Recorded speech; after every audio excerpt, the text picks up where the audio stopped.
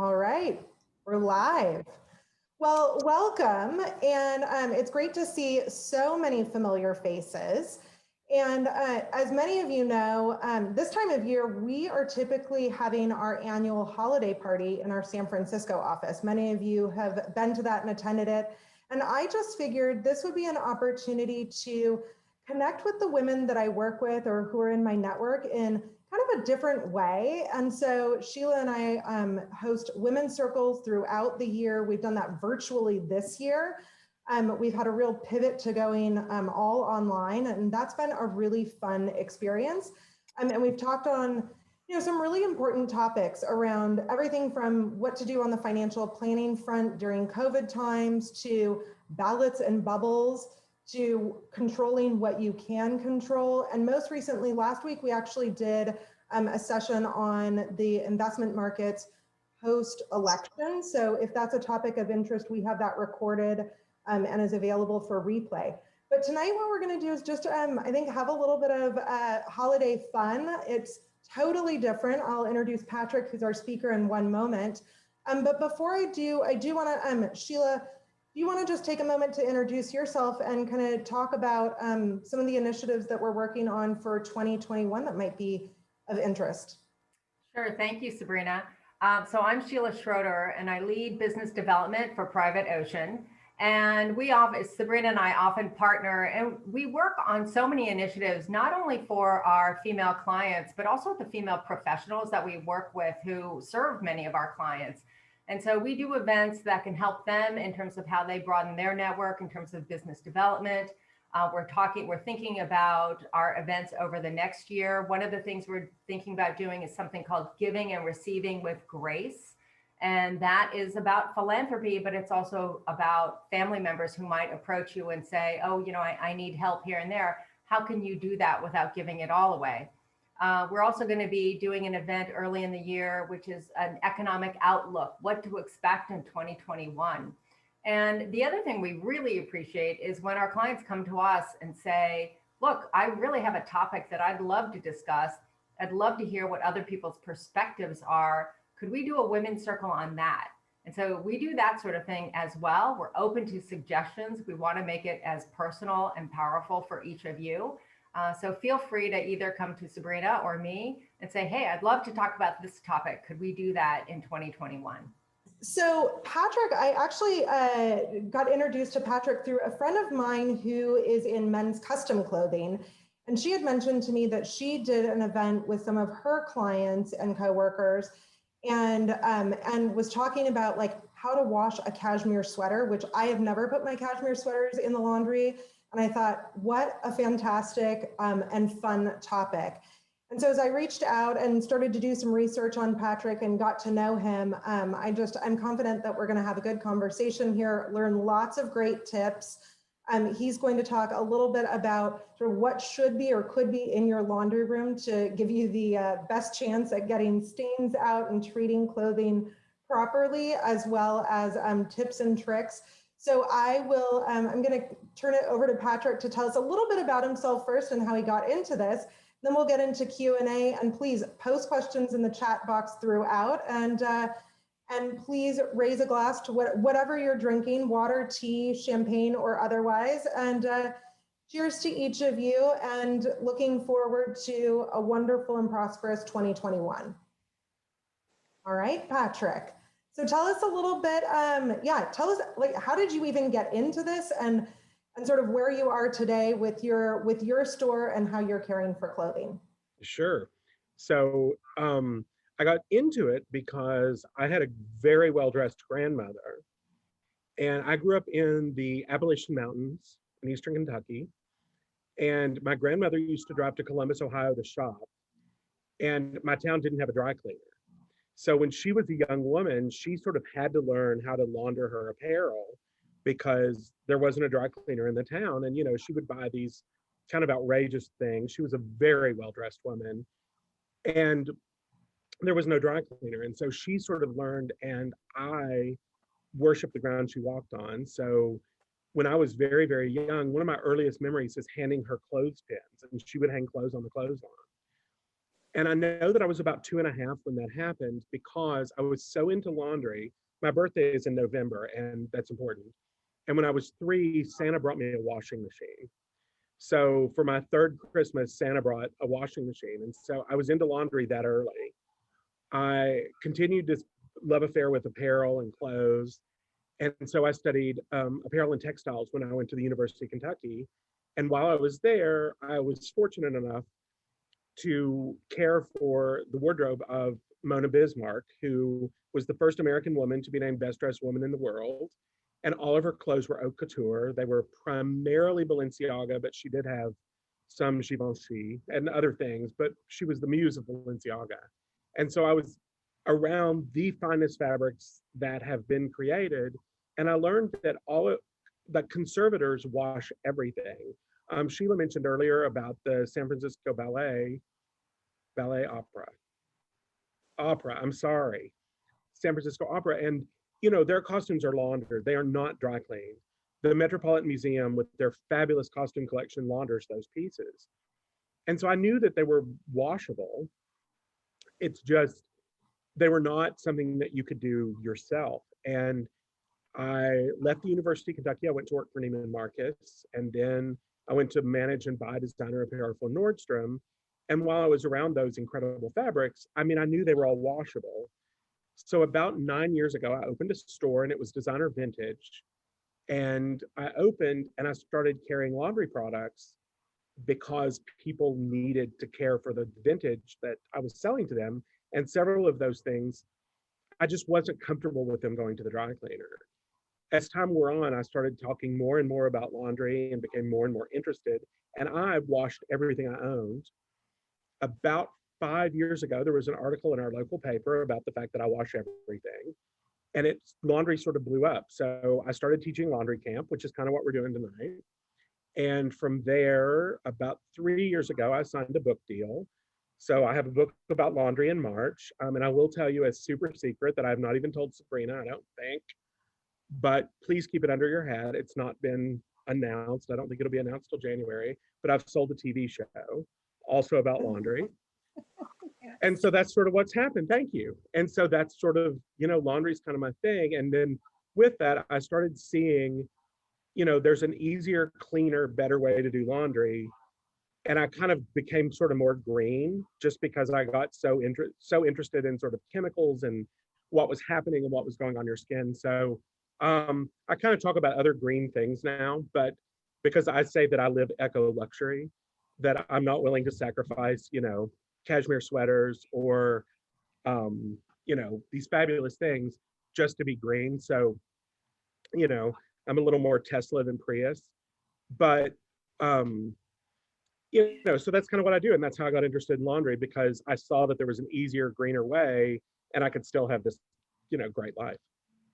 Well, you touched on a couple of interesting points, and I know we're getting some questions sort of on fabric softeners, which I know we're going to get into, but before we go there, I'd be curious, you were talking about being green and maybe a little more Tesla than Prius, both of which are near and dear to our hearts here in the Bay Area. But I'm curious, in building out like a laundry kit, so what are those essential items that might go into someone's laundry room that we should have that involve probably the non-chemical pieces? What do you launder with if you're not using the traditional stuff? Well, I'll start. I have it all pulled so we can talk about it. The first thing is soap. You want to use laundry soap, not detergent. Obviously, this is mine. This is manufactured for me, but you can buy some at the co-op. But it will be labeled as soap, not detergent. There's a big reason for that. Soap washes completely clean. Someone on the side is asking, you never use fabric softener, which we're going to talk about. But, and she specifically says, soft and scratchy fabric. Well, your fabric will naturally be soft if it rinses completely clean. What makes it scratchy is the residue from detergent. So the first thing is soap. So we're going to use real soap, not detergent. The second thing, which somebody asked about, athletic wear, and athletic wear has this thing which we're going to discuss in length, because what did you call it? The tech uniform. It's very California because you could probably wear it all year. For us, it gets a little too cold to wear Lululemon in January. I'm in Minnesota, by the way, in case I didn't say that. But it's oxygen bleach. Oxygen bleach, when mixed with water, becomes hydrogen peroxide. It's totally environmentally friendly. You could take this camping. You could use it anywhere because after 2 hours, it off gases the extra oxygen molecule and it becomes water again. The next thing, you need a couple of these in a couple of different sizes are horsehair brushes. The thing about a horsehair brush, when it gets wet, it gets soft. So you can scrub Sabrina's cashmere sweater and not mark it. You can scrub a stain out of it, but it totally won't mark. You need some white cloths. These are just white washcloths. I buy them in bulk at Costco. They're just little white washcloths. You need a couple of wool balls. We're going to talk about them in a minute, but here they are, and they're fantastic. And you need spray bottles. This one has rubbing alcohol. This one is my favorite one. It's the one that's most used. You can tell by looking. It's 50 vinegar, 50 water. So it's cheap white vinegar and water. And last but not least is vodka. If it's good enough to drink, it's too good for your laundry. So this is cheap vodka. And so you put those things together along with some mesh bags, which like lingerie bags, pick them up at the grocery store and you pick up the sizes that kind of work for you. And we're going to talk about them so you'll know, but you want several of them. I probably have 50. And then a drying rack and some plastic hangers. And I hate plastic, but unfortunately, they have to be plastic. The reason they have to be plastic is we're going to hang wet clothes on them, and wooden ones that hang in my closet will leach the color into the garment. So they have to be plastic so that they hold the color. And so that is kind of how you start with your laundry kit. And then, you add other things kind of as you need them. If you are someone who wears a lot of very tailored clothing, like you wear a suit to work, then you need a you need a pressurized iron. Or if you're someone who does a lot of children's clothes, then you need, smaller hangers and you're going to need more drying space. If you are someone who wears a lot of tech, you actually can buy, like we sell the soap mixed with the oxygen bleach. So it's already one product because it makes those tech things so much easier to wash. And then if you wear a ton of cashmere, then you probably want like a bigger brush to brush it and that sort of thing. But that's kind of the basic kit right there. That's kind of everything you would need to completely change your life. So you notice I didn't mention fabric softener because you don't need it. I didn't mention Clorox bleach because you don't need it. I didn't mention pods because I hate them. That's everything you need. So you kind of buy it and stock it, and then you really only stock it every 3 or 4 months. Okay, so if you don't have softener, we'll go there now with Katie's question, which is what do you use in order to get really soft clothing? Like what would you use as a substitute? So what I would do is I would use soap to wash the clothes. And if you wash the clothes with soap, it rinses completely clean. And so then your cotton feels like cotton, your silk feels like silk, your cashmere feels like cashmere. And those fibers aren't naturally scratchy.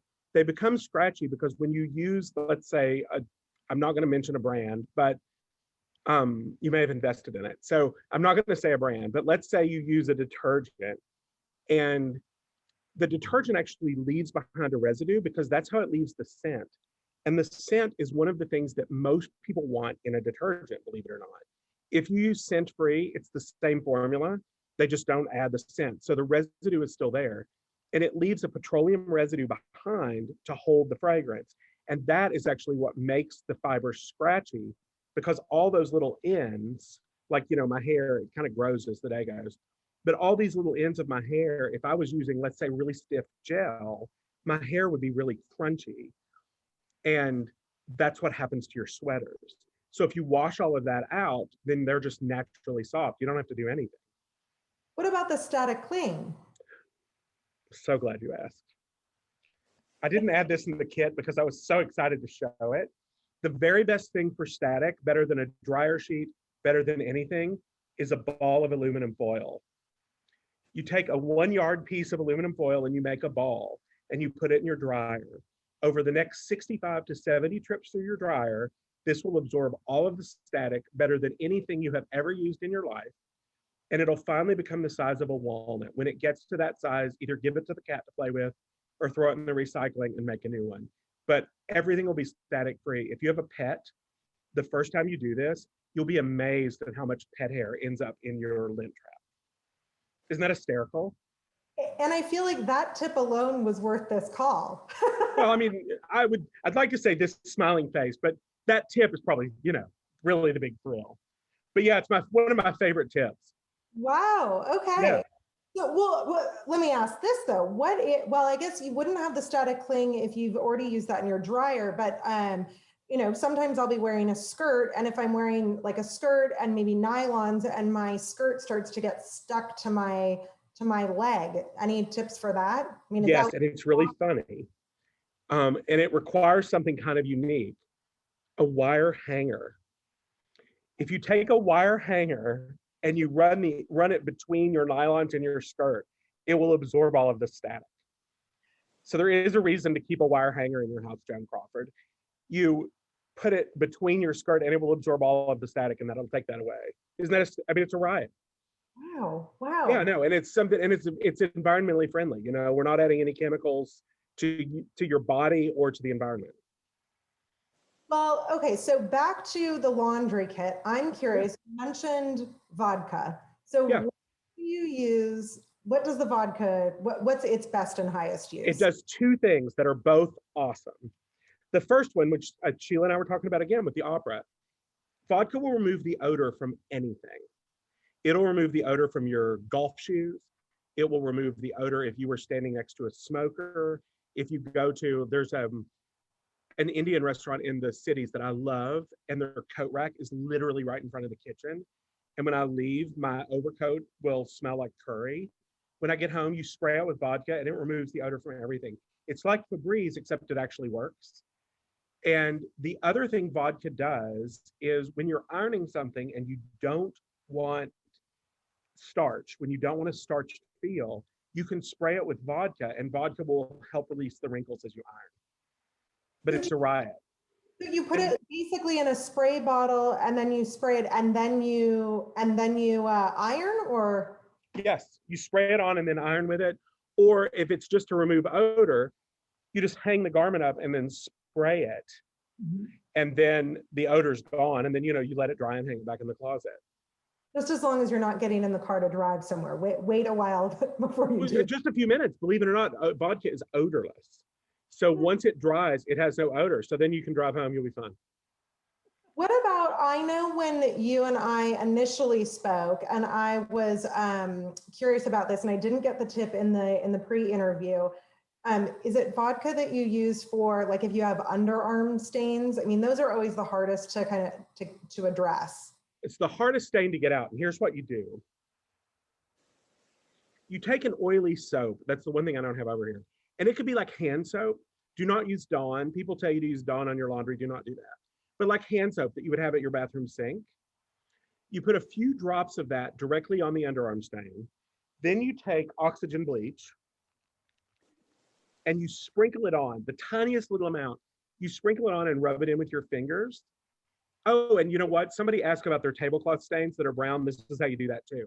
You rub it in with your fingers and then you let it sit about a half an hour.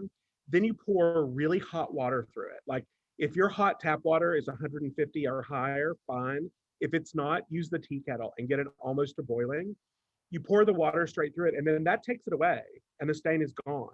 But the better trick to the sweat stains is once you've got it out, like once you've removed the stain, or you've just, if this is undershirts, throw them away and go buy new ones. It's not worth fooling with.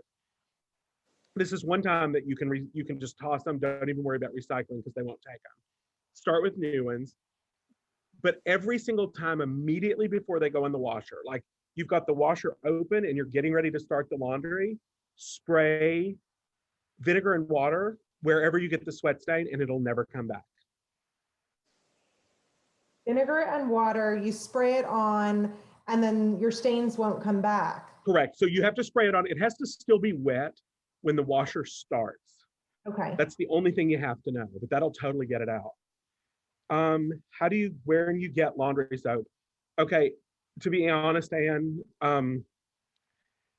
you can get it at the co-op. The only place I know to get it is laundryevangelist.com because I don't go shopping for it. But I think you can get it at the co-op. And vodka does not leave a residue because it completely dissolves. So I'll give, it's not a commercial exactly, but I'll give a plug because you do have soap flakes that are available on your website that I'm kind of obsessed with. Maybe you can tell us just a little bit about those. Yeah, they're actually made in Minnesota, and all the ingredients are food grade. They're cold pressed, peeled seed sunflower oil, food grade lye, and coconut oil. And that's the entire ingredient list. I always say you never put anything on your clothes that you wouldn't put in your mouth. So that's it. Yeah, I was going to say, so if you don't use them for laundry, you can snack on them. Well, whatever you need to, you do you know. But like you were talking about the bar of hand soap earlier. So like what, I assume not the green stuff. What is that? Shower Fresh or whatever? Is it like a bar of White Dove or? No, it's a liquid hand soap, like a liquid hand soap. Like, if you use Mrs. Meyer's hand soap, I use, Michelle hand soap. It's just whatever hand soap that you would have. It just needs to be oily. And I will tell you a secret. If you buy not Dawn, but if you buy like Mrs. Meyer's dish soap, you can use that too. The problem with Dawn is so incredibly effective because it's very acidic. And it's unique to those like high performance dish detergents. They're very acidic. And so like if we were to, use there again, going back to your cashmere sweater, we could get the stain out of your sweater with Dawn, but it's so acidic, it actually changes the texture of the fabric. So once the stain is gone, you've left a mark that cannot be removed. That's the reason not Dawn. Just any kind of liquid hand soap, whatever you like to use is fine. So speaking of the cashmere sweater, yeah. I am curious because I previously would have never attempted to put a cashmere sweater or launder it myself. I would typically just take it to the dry cleaner. So tell us from A to Z, how do you launder at home a cashmere sweater? Okay, and this is also how you launder the Chanel jacket. You put it in the smallest mesh bag you can fit it in. I want it to fit in the bag like a sausage. For example, you can't see me, but I'm like 40 times the size of Sabrina. The bag that my sweater goes into is about this big. It's smaller than a clutch handbag. You want to stuff it in the bag as tight as you can get it. You zip it shut, you toss it in the washing machine, you add a little bit of soap, and you wash it on the express cycle, so the 30-minute wash cycle. This is the only cycle you should ever use, by the way. 30-minute wash cycle, warm water, cold rinse, fast spin. What happens, as long as the water can move through the sweater, it will come clean. So you don't have to have all of this extra room. You want it really tight. And the reason you want it so tight is so that it won't felt. Felting is when you're worried that like the sweater, now it fits you and it comes out and it fits the dog. That's felting. And felting happens when fibers rub against themselves. So if we put it in something so tight that it can't move, it can't rub against itself. If it can't rub against itself, it can't felt. You take it out of the washer and throw it across a drying rack and let it dry. Steam it if you need to, but generally you don't have to with cashmere. And that's it. And it will be softer than it has ever come home from the dry cleaner. I can promise you. So you no longer have to try to take it out and re-stretch it. You don't have to do anything when you take it out of the laundry bag. You just simply lay it out on the drying rack. Right, and let it dry. Okay, and do you have a preference? Like what kind of launder bag? Do you have a brand that you like or? To be honest, I pick them up wherever I see them. I buy them sometimes at the Dollar Tree. They're not I have different sizes, and I'll be honest with you, the various sizes I bought at the hardware store, but the little tiny ones, I honestly buy at the Dollar Tree, just because I know they're there. And, I love having like 50 of them because I love cashmere sweaters. And when I go to do my laundry, I just want to put everything because I wash everything wool in a mesh bag. So I wash my wool trousers, my sport coats, my cashmere sweaters, my wool sweaters, everything in a mesh bag. So when I go to do my laundry, I mean, I may use 30. So I buy them inexpensively just so that I can have a lot of them. You have all the little bags and you just plunk them in. Now you just, for each of those items, you just kind of stuff them in the bag. You don't like roll it up as a sausage in there. I usually fold them and then roll them like a hot dog. Okay. And yes, I really do wash my sport coats. And a few years ago, okay, well, I got to tell the whole story. I started it now, and my husband's not on, so it's fine. A few years ago, I wanted a really good overcoat. And so I had Brioni make a cashmere overcoat, and it is like cashmere felt. And it goes all the way to the floor because in Minnesota in January, it's like 20 below. And so this coat is massive. And I roll it up and stuff it in a bag and stick it in the washing machine. We are getting questions. Do you really wash sport coats? And I guess the answer is yes. Absolutely, all the time.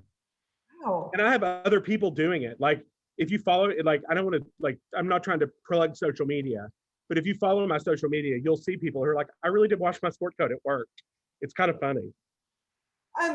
Going back, we also got another question. Will the oxygen bleach ever fade or spot a dark garment? Because you were talking about spot cleaning with. It will not, but it does have a caveat.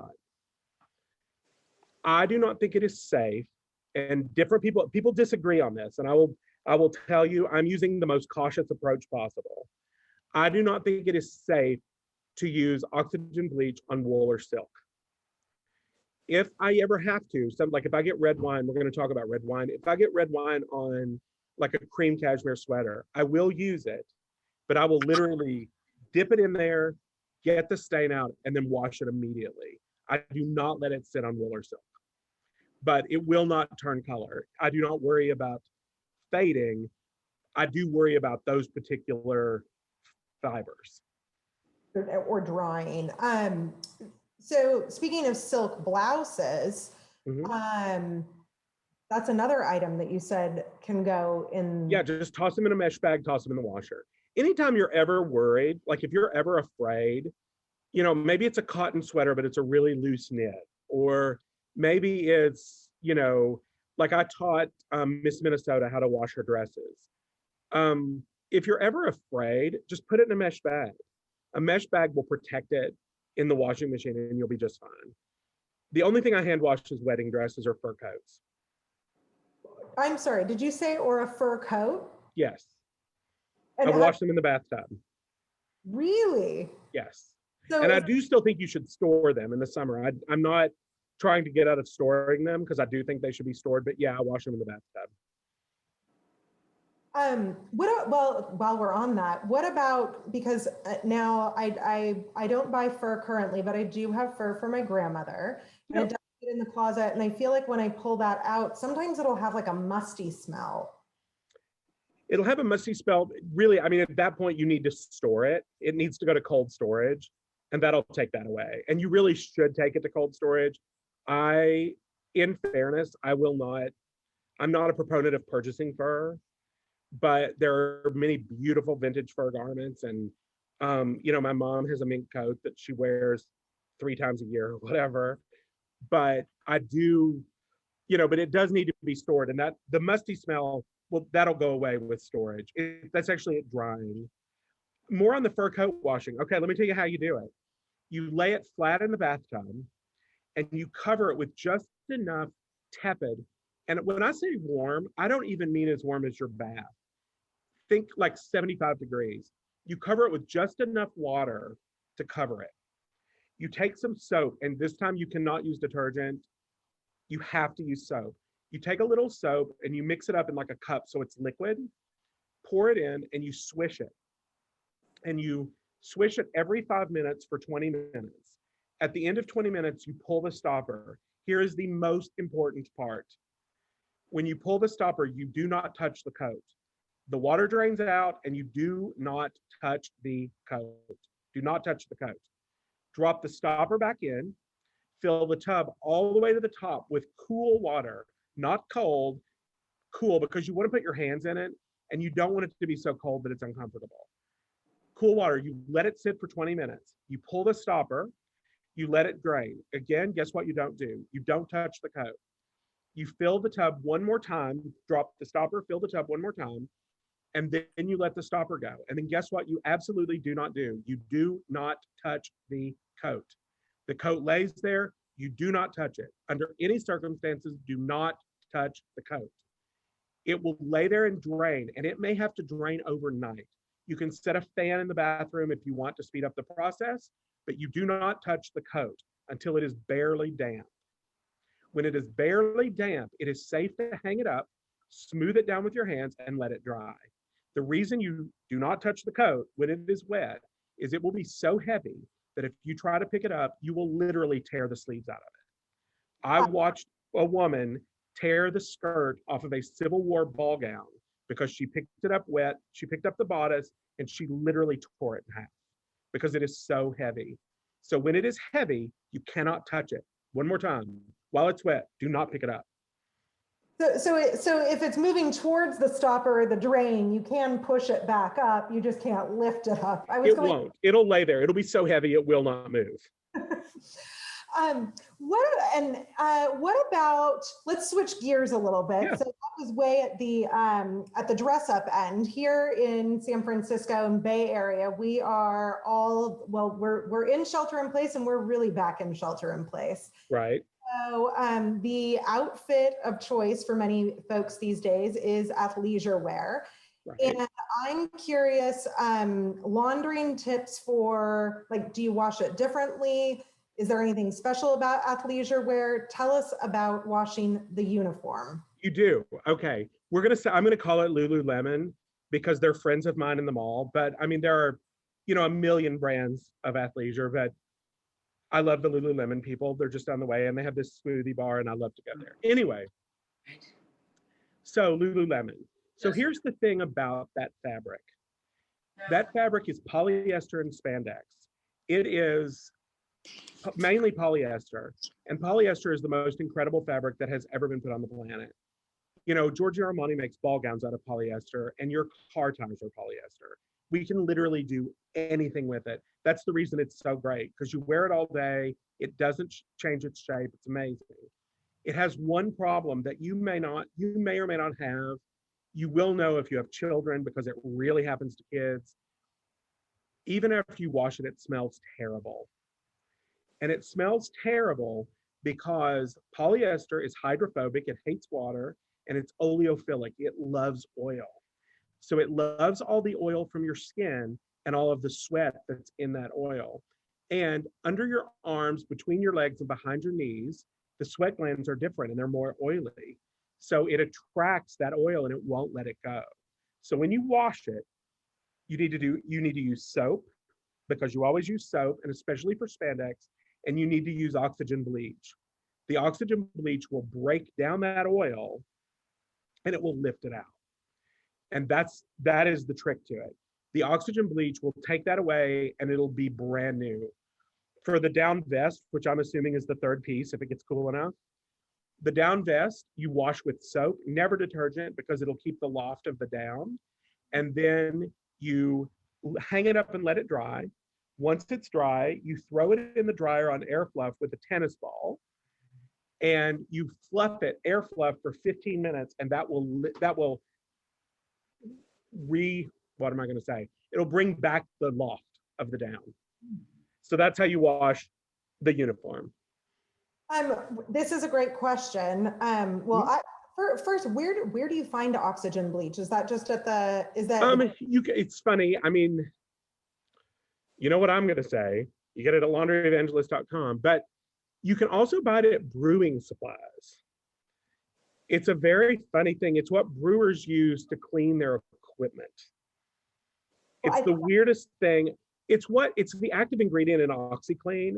The problem with OxyClean is it has a bunch of junk in it. So you can buy it like, medical supplies have it. And I think you can buy it on Amazon, I think. So not using the OxyClean, but actually oxygen bleach, which is the pure form that doesn't have all the chemical additives. Exactly. And then OxyClean has borax in it, and I don't like borax on clothes. got it. Okay. And then so when you're using that, because that was one of the components that goes into the into washing athleisure wear, like how do you know how much to use? Okay, if it's a very full load, it's a tablespoon. Okay, it's the same with soap. If you wash a very full load of laundry, it's 1 tablespoon. As the load gets smaller, you cut the amount. So if it's a half a load, it's a half a tablespoon. So up to a tablespoon of the oxygen bleach. Right. Oh, I'm loving all these questions. Okay. Yeah, they're so fun. Let's see. Anything? I have a whole list of questions, but Sure. keep them coming in the chat box as people have them. We could either go Hermes next, or what? As we're on. Oh yes, linen. Thank you. Oh, sure. Yeah. How do you launder linen? Toss it in the washer, warm water, cold rinse. Linen and cotton are twice as strong wet as they are when they are dry. They're never more durable than they are when they're in your washing machine. So they are always going to be fine washed, even if they're light color. The one thing I will tell you, if you have a light color 2-piece linen outfit, like let's say you have a skirt and a blouse, you have to wash them together. If you've ever dry cleaned one of the pieces, you'll be surprised at the color change, because dry cleaning fluid leaves a residue and it leaves color. So when you wash it, it'll come back to its original color. So you toss it in and wash it. When you iron linen, which is going to be the next question, the trick is to iron it when it's either damp, or to get a spray bottle of water and make it nearly damp when you go to iron it, because extra steam will make it easier to iron. Does linen go in a bag too, or? You can just toss it in. It's so durable. I mean, if you have a linen sweater, I might put it in a bag just because you don't want to reblock it. But if it's just your linen blouse or your linen sport coat or your linen trousers, just toss it in. Okay. And if you have a front loading washer, as we're talking about going back to the oxygen bleach and some of these other pieces, using the soap versus laundry detergent, do you put it in, do those go into the little box? Or This is a really great question. I think if you're using enough, no matter what you use, let's say you want to stick with the big orange, you do you. If you're using enough that you can put it in the drawer, you're using too much. It should always go on top of the clothes or under the clothes. And that is your preference. If you want to put it in first and throw the clothes on top, fine. If you want to throw the clothes in and throw the soap on top, fine. But if you're using enough to go in the drawer, you're using too much. it's sort of like when I go to get my hair done, and I always use like a lot, when I dip my finger in the hair cream, I always use a lot, but I see my hairdresser only uses a tiny bit. It needs to work when he does it, but. And it's counterintuitive, but the less you put in, the less you have to wash out. It doesn't take a lot to get your clothes clean. And if you put if you went to wash your hands and you took an entire handful of soap, your hands aren't cleaner. You just are washing longer to rinse it out. And your washing machine can't sense when it's all rinsed out. It just has a regular rinse cycle. So if you have too much soap, it just doesn't all rinse out. And that's when you start to get the scratchy sweaters. That was kind of an aha moment. That's true. What about, express cycle. Oh, okay. I love the express cycle. It's 30 minutes long, beginning to end. If your washing machine doesn't have an express cycle, you will have a polyester cycle with an 8-minute wash, and that gives you a 30-minute cycle. You don't need longer than that. That is long enough to get your clothes clean. And if you use the warm water, the water, believe it or not, is actually wetter. The molecules are less attracted to each other the warmer the water gets. So warm water, it actually cleans better, and that is really true. But that's long enough. And so the biggest problem you have is abrasion. Back to your cashmere sweaters, if you wash them for an hour and a half, it's more likely that they're going to pill. So and it doesn't do a better job. Back to washing your hands for 30 seconds and washing your hands for 5 minutes. Your hands aren't cleaner at 5 minutes, they're just drier. So you just don't need a longer cycle than that. What about, there was a question earlier and on towels, and sometimes they'll smell after you use them for a while. I know I use like a microfiber towel to get makeup off. And even if I'm washing it, it seems like pretty regularly. Yeah, that smell. Is there any tips on that? Yes, I have two, and we're going to talk about cotton towels, microfiber towels. Cotton towels smell when there's soap left in them or detergent left in them, actually. So we're going to go back to, you got to get that out of them. Laundry stripping, while everybody's been home, laundry stripping's been the world's biggest trend. All laundry stripping is stripping off all the junk that should never have been in there. So when your towels have that odor, it's because there's still dirty soap in them.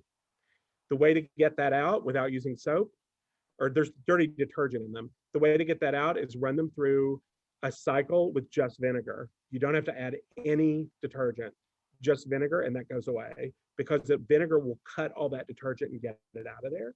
Your microfiber towels are just like Lululemon. They're polyester. So you need something that will cut that oil, especially if you imagine, you know, you're using your, I don't know, La Mer on your face. And when you're using that cloth to take the extra away, it's very oily. So you need to use that oxygen bleach. The place where I get my hair cut only uses microfiber towels. And I was talking to her one day, and she was complaining about having to replace them about every 2 months because they lost their absorbency. And I was like, Christy, you didn't think to ask? And she said, oh, I never really thought about it. And I told her what to do. And I sent her a case of Go Wash, which is oxygen bleach mixed with soap. And she called me and she's like, I will take a case for every one of my salons. Please overnight it. And I was like, okay, you don't have to be that dramatic. But she noticed such a difference when she started using something that would cut all that oil out. Got it. So cut the oil on the microfiber because it's like the athleisure wear, and then on towels, it's the same thing. And what did you call it? It's residue, laundry stripping. Okay. Laundry stripping, please don't do that, because if you're doing it, you're using too much junk. If you can strip your clothes, you're using garbage. So what you need to do is cut back on what you're using, throw it in the washing machine with a cup of vinegar, run it through a cycle, and all that junk will come off. But if you don't start using something cleaner, you know, there's no point in laundry stripping because you're just putting it back.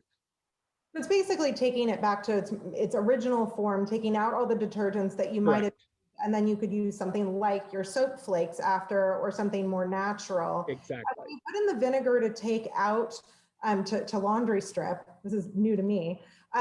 When you put that in, like, is that a tablespoon as well? About a cup. A cup. A cup. And just cheap white vinegar. I mean, buy the 2-gallon container at Costco. You know, it's a very inexpensive thing, but it will strip all of the, especially if you use fabric softener. If you use fabric softener on your towels, by the third time you've used it, you've reduced their absorbency by 80%. Oh, wow. So you can laundry strip those, kind of start anew, and then use something more natural going forward. So about a cup for a full load. Right. Okay. How about Hermes scarves? And I can even think, I went to an event before we sheltered in place. I was wearing a scarf and I happened to spill something on it. And it's so odd, right? Because in normal time, like if I'm just wearing a normal shirt, I don't ever seem to spill on myself. But if I'm wearing a scarf, somehow it like attracts the food. So I totally understand. I don't know. It's funny, I almost wore one tonight. I love them. I really love the ties, but I put them in a mesh bag and put them in the washer. I will be honest with you, I have just thrown them in the washer and they're fine. The colors won't bleed. I mean, they are built like a tank. You know, I mean, we have this idea that things that are like silk is delicate. Silk is actually the strongest fiber known to man.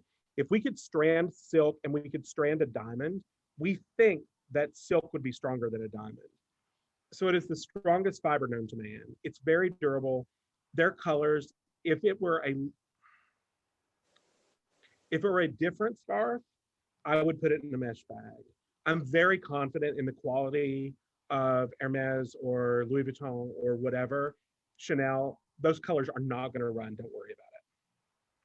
So scarves and would an Hermes tie be the same? Yep, you just put it in a mesh bag. I do it all the time.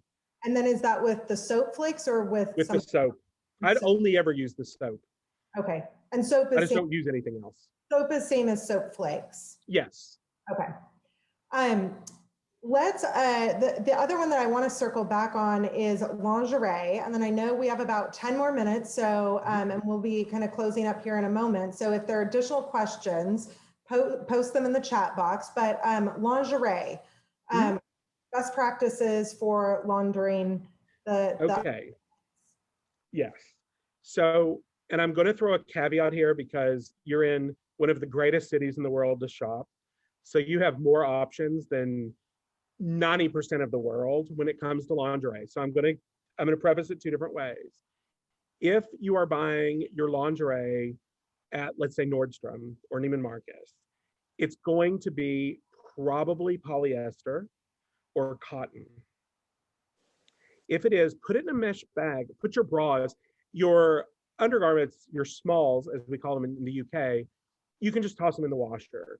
Your bras, you can actually stack them together, and that's the best way to wash them because it helps them hold their shape, especially if they're padded or something. You can put several in a mesh bag. This is one of the few times when I think it's okay to put a lot of things in, but you're actually putting them in the mesh bag to protect everything else because you're avoiding the snaps and the hooks and the buckles and whatever.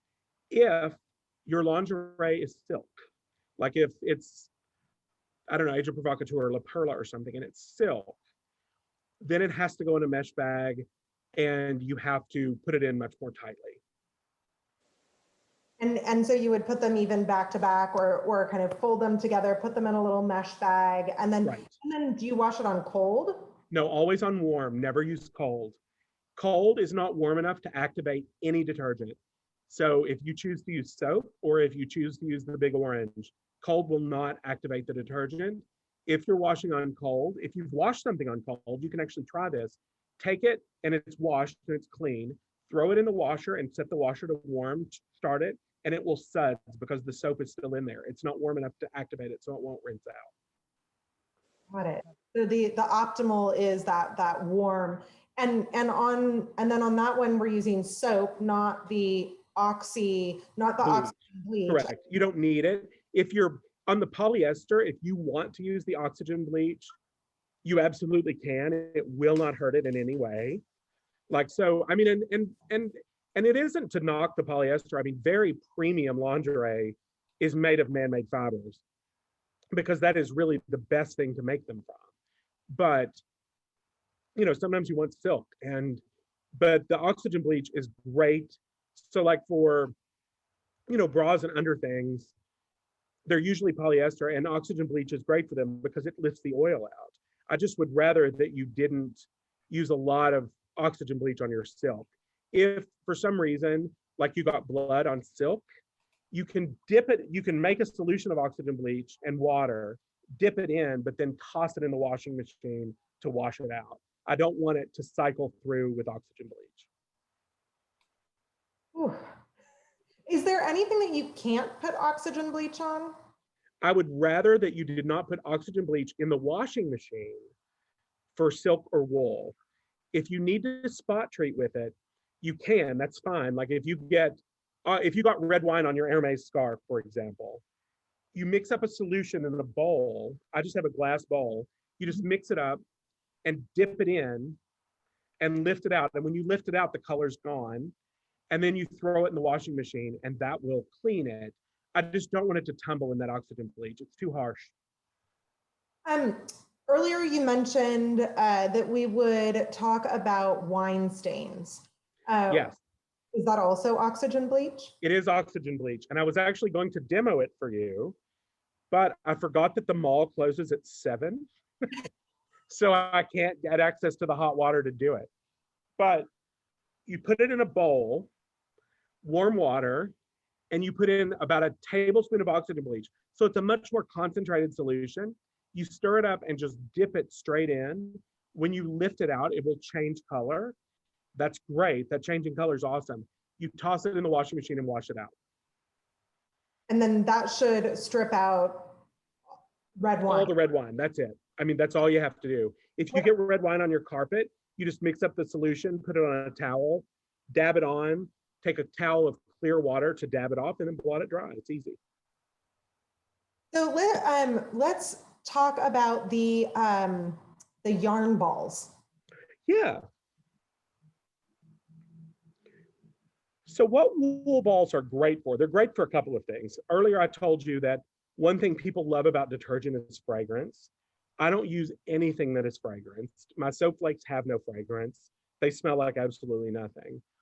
If you want to add fragrance, here's where you do it. You can put essential oils on a wool ball and toss them in the dryer.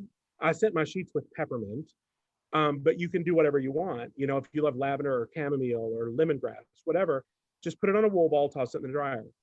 The other thing wool balls do is you imagine your dryer is, you know, drying. Wool balls actually keep the motion going.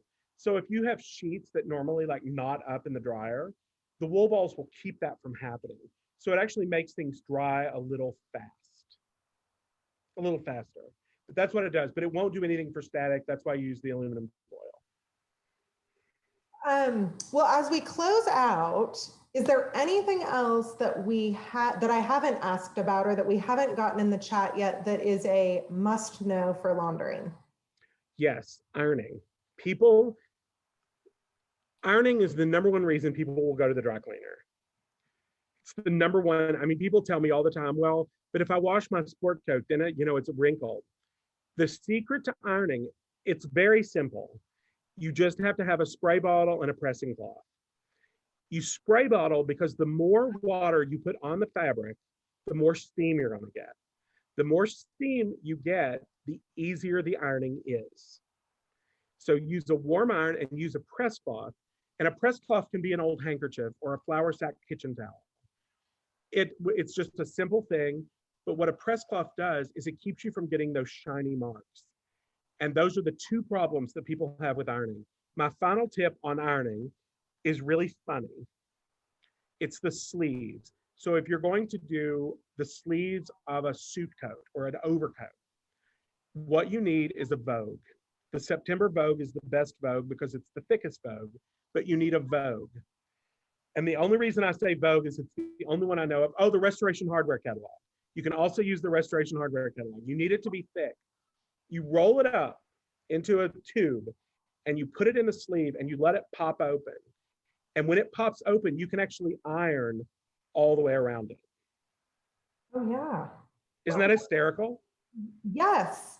I hadn't thought about that before. What about steamers versus irons? I like both. They give you a different result. If you were only going to buy one thing and money was no object, I would buy a steam generating iron. A steam generating iron actually has a tank and a hose and an iron. So you can iron with it and it gives pressurized steam just like the dry cleaner. You can also vertically steam with it. If I didn't want to spend $200 to $700 on an iron, I would buy a really good steamer and I'd steam almost everything, and I'd buy a really cheap iron for those few things where I wanted a crease, like in trousers. Mm-hmm. But a good steamer, if I weren't going to go, crazy, I would buy a really good, like a $75 or $100 steamer. Well, I feel like that hour flew by so quickly. This was so fun. And it was just it was nice to spend time with all of you who are on a subject that is totally outside of what we typically talk about. Some of the questions in the chat box, for those who might have not been on in the beginning, we talked about some of the soap products and some of the products that Patric recommends. I will just put in a plug for him. He has all sorts of great products on his website. And if you have questions, I'm sure you can email him. He would be happy to answer He also does great live casts through Facebook. Like this morning, I was listening to one. We didn't talk about it on this call, but like how to get like on your winter jacket when you kind of get that grime around the collar, how do you get that out? Which was really handy. And if you haven't checked it out, Patric was just featured in Real Simple magazine and On the Hush, but it'll be out soon. Hopefully in 2021 is his new TV series. Yeah. Patric, I just wanted to extend a special thank you for spending time with us. This is really a unique opportunity that never would have happened if we weren't in the pandemic. Let's be honest. So this was awesome being able to have you join us here in the Bay Area. And I just wanted to say thank you very much. And to everyone that's on the line, happy holidays.